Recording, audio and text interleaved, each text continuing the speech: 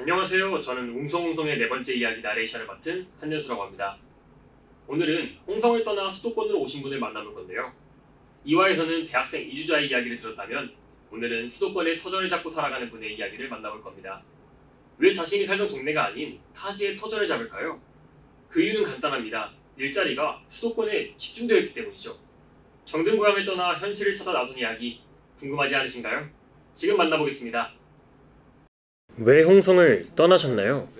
저희 시대는 많은 사람들이 도시로 가야만 성공할 수 있다라는 그 사회적 그 생각들이 저변에 깔려 있었기 때문에 저희가 성인이 돼서 고향을 떠나는 건 당연했던 일입니다.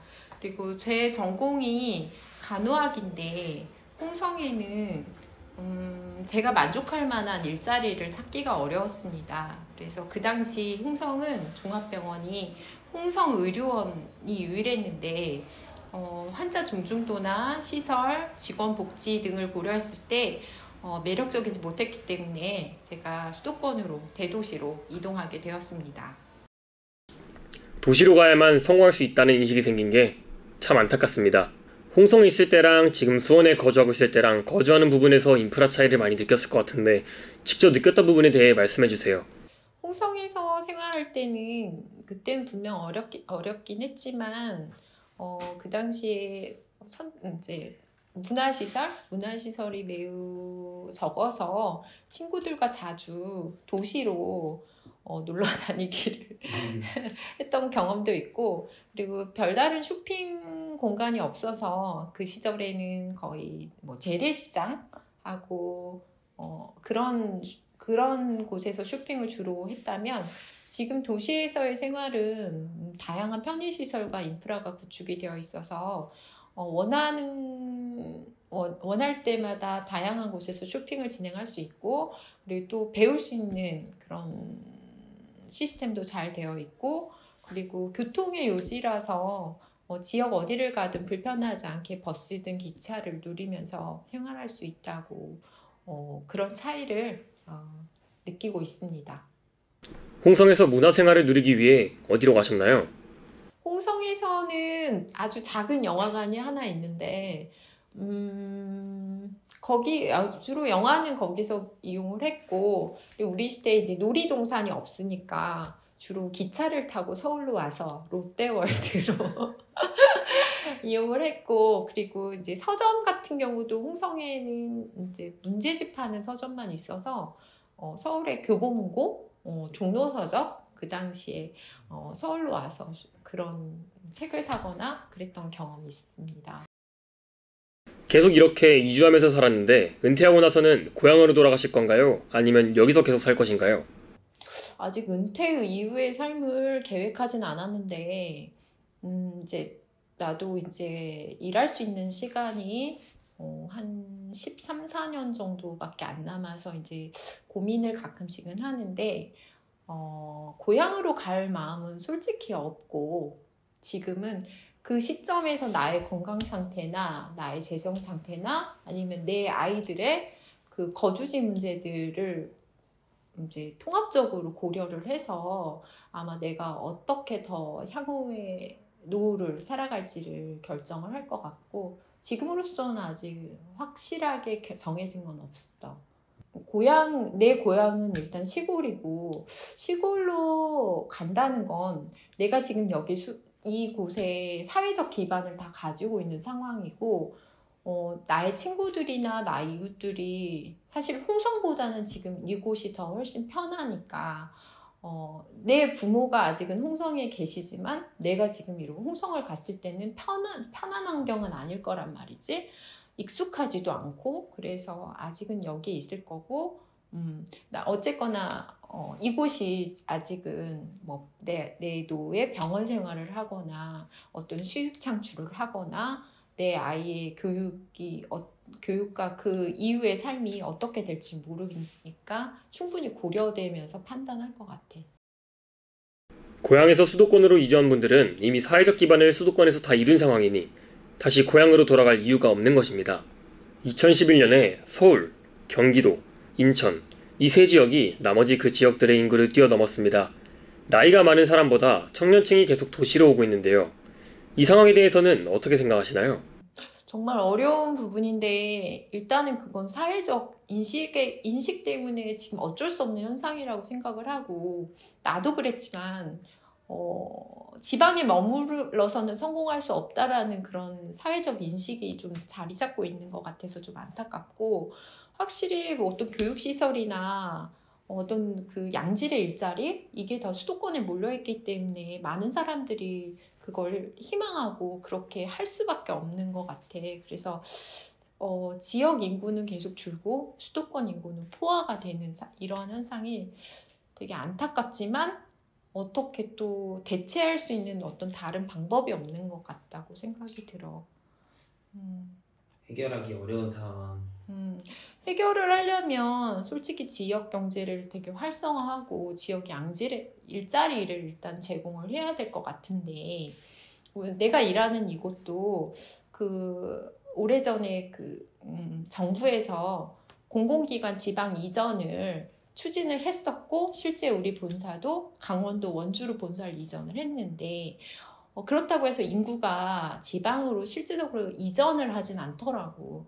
왜냐하면 모든 가족의 생활이 수도권에 집중되어 있다 보니까 오히려 주말 부부 같은 기형적인 형태의 그 가족 생활이 이루어지더라고요. 그래서 월요일부터 금요일까지만 원주에 가 있고 나머지 금요일 저녁부터는 다시 상경에서 사는 생활이 있는데 돌이켜보면 이게 일자리만 지방에 갖다 놓는다고 해서 해결될 건 아니고 그 지방에서 자녀 교육이나 어떤 병원 진료나 어떤 문화생활들이 지역에 세팅이 되어야만 완벽하게 지방 이전이 되지 않을까 싶기도 하고 또 생각해보면 요즘 지방자치제에서 지방에서 나는 수익으로 지방을 활성화하게끔 하는데 수도권은 충분히 수익 창출이 너무 많이 되고 있어서 세금이 충분하게 쓰여지고 그래서 그 각종 인프라가 넘치도록 잘 돼 있는데 지방은 소득 창출할 수 있는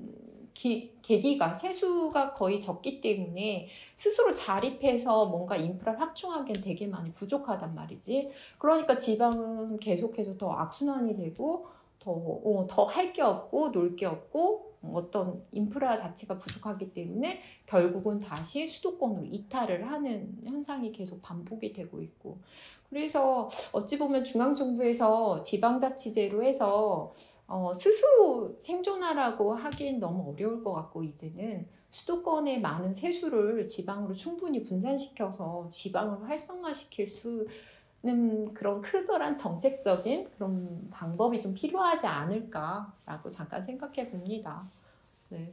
예를 들면 이탈리아를 보면 수도가 로마지만 지역 밀라노, 베네치아 등의 도시가 많이 발달되어 있습니다. 그럼 혹시 우리나라도 그렇게 발전할 수 있을까요? 저는 우리나라 사람들의 의식이 좀 문제라고 생각을 해요. 누가 A가 좋다면 많은 사람들이 다 A가 되려고 다 따라해.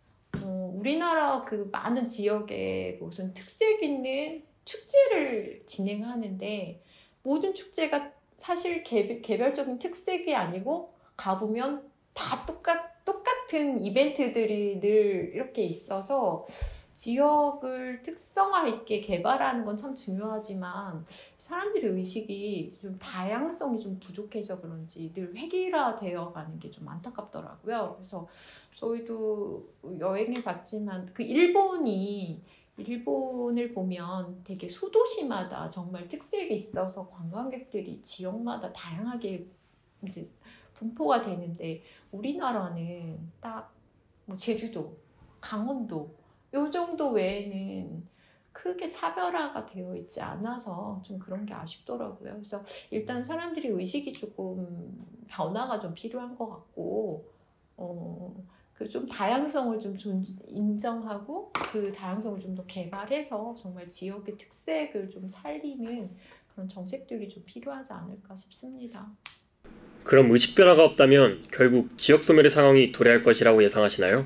네, 지금 의식도 좀 변해야 되고 지방 활성화를 위해서 정부가 좀 더 적극적으로 노력해야만 달라질 것 같다고 나는 생각해.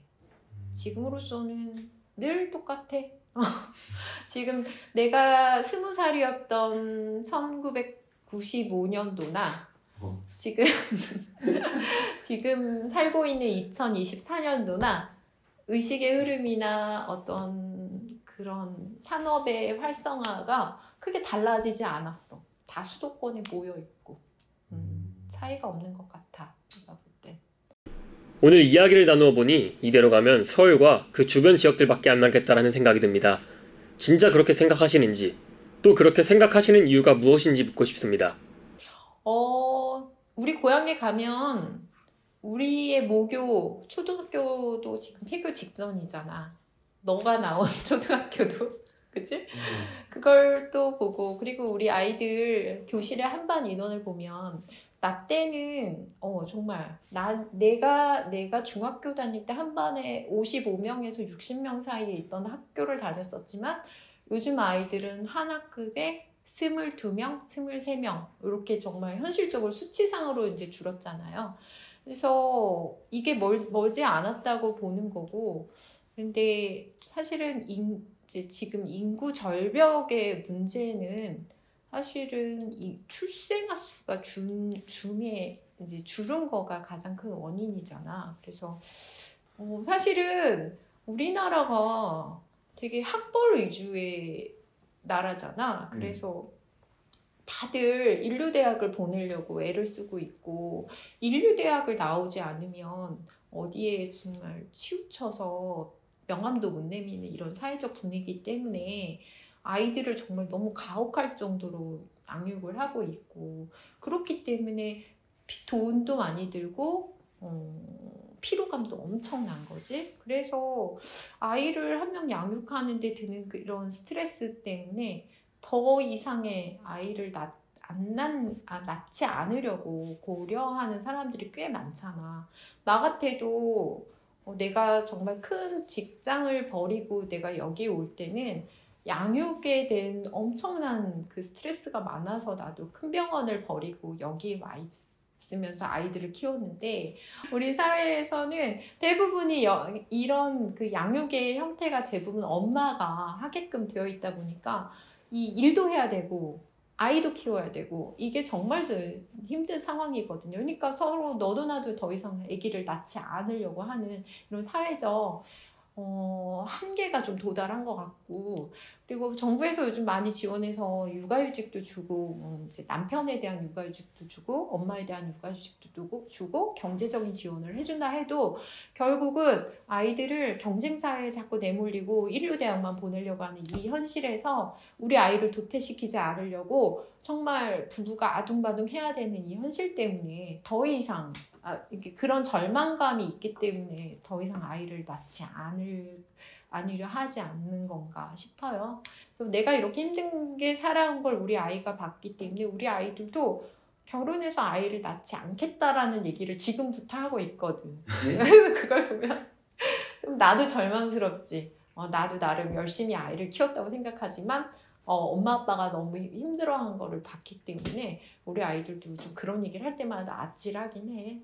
또 사실 그래서 이제 사회적 그 생각들이 조금 완화되고, 꼭 정말 서울에 있는 인류대학을 나오지 않아도 지방에서 내가 하고 싶은 거 행복하게 하면서 사는 사람들도 충분히 존중받는 그 사회적 인식이 좀 바뀌어야 되지 않을까 하는 생각이 들어.